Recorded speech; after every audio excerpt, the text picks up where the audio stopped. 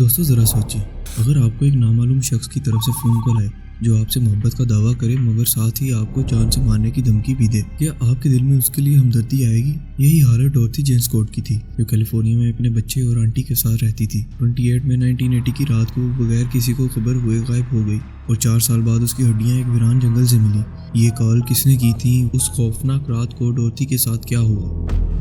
Jain squat 23 April 1948 میں پیدا ہوئی۔ جین اسکوٹ سنگل پیرنٹ تھی جو کیلیفورنیا میں اپنی آنٹی اور 4 سال کے بیٹے کے ساتھ رہتی تھی۔ وہ اسٹور میں سیکرٹری کے طور پر کام کیا کرتی تھی۔ اس کے کو ورکرز اور دوستوں نے بتایا کہ جین اسکوٹ کو گھر میں رہنا زیادہ پسند تھا۔ وہ ایک مذہبی عیسائی تھی، نہ اس نے کبھی الکوہل پی نہ ہی نشہ وغیرہ لیتی تھی۔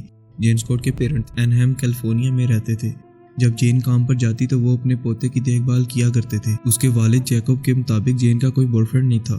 جین اسکوٹ کے اغوا ہونے سے کئی مہینے پہلے جین کو کام پر ایک نامعلوم لڑکے کی کال موصول ہو رہی تھی، جو ایک طرف تو جین سے محبت کا اظہار کرتا لیکن دوسری طرف جین کے انکار کرنے پر اس کو قتل کرنے کی دھمکیاں دیتا تھا۔ جین کی ماں نے بتایا ایک بار اسے انون نمبر سے کال آئی جس میں اس لڑکے نے کہا کہ تمہارے لیے باہر کچھ لایا ہوں۔ جین نے جب باہر جا کر دیکھا تو اس کی گاڑی کی ونڈ شیلڈ پر ایک مردار سرخ گلاب پڑا ہوا تھا۔ جین کی ماں نے بتایا ایک کال نے تو میری بیٹی کو بہت ہی ڈرا دیا تھا، جس میں اس انون کالر نے میری بیٹی سے کہا کہ وہ اسے اغوا کر کے لے جائے گا اور اس کے چھوٹے چھوٹے ٹکڑے کر دے گا اور کوئی اسے ڈھونڈ نہیں پائے گا۔ اس طرح کی کالز کی وجہ سے جین اسکوٹ نے اپنے لیے ہینڈ گن لینے کا فیصلہ کیا۔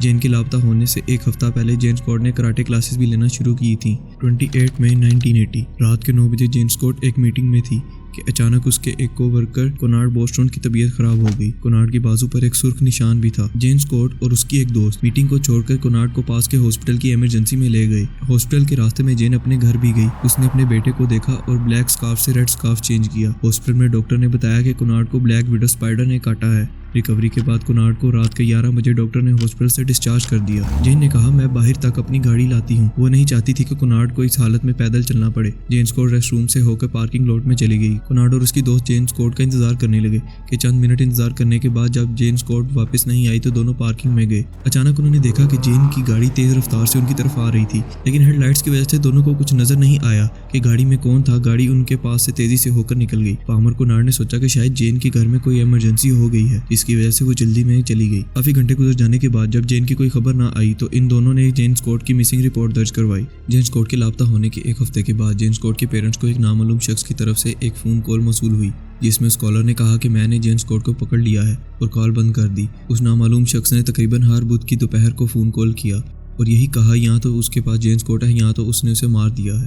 جب 12 جون 1980 کو جین اسکوٹ کیس کے بارے میں نیوز میں آیا تو ایک شخص نے اورنج کاؤنٹی رجسٹر میں فرنٹ ڈیسک پر کال کی اور کہنے لگا کہ میں نے اسے مارا ہے، میں نے ڈورتھی جین اسکوٹ کو مارا ہے۔ وہ میرا پیار تھی لیکن میں نے اسے کسی اور آدمی کے ساتھ دیکھا ہے۔ وہ مجھے دھوکہ دے رہی تھی۔ جب میں نے اس سے پوچھا تو اس نے انکار کر دیا، اس لیے مجھے اسے مارنا پڑا۔ اس نے یہ بھی بتایا کہ اسے کنارڈ بوسٹون کی اسپائڈر بائٹ کا معلوم تھا۔ اسے یہ بھی معلوم تھا کہ ڈورتھی جین اسکوٹ نے ریڈ اسکارف پہنا تھا۔ میٹنگ کے بعد اس نے چینج کر کے بلیک اسکارف لے لیا۔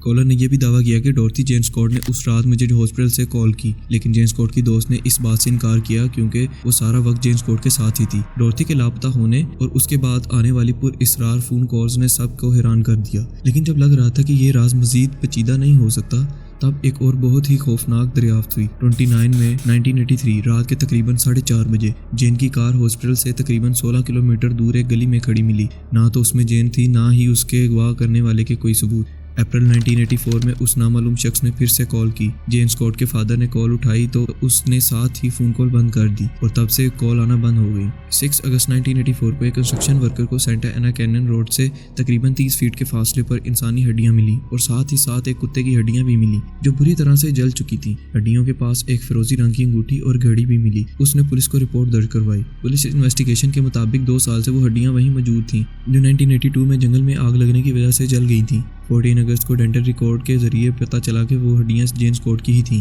ہڈیوں کے پاس سے ملنے والی گھڑی کے بارے میں جین اسکوٹ کی ماں نے کہا وہ گھڑی مئی 29 رات 12:30 پر رک گئی تھی جب کنارڈ اور پام نے آخری بار جین اسکوٹ کی کار کو دیکھا تھا۔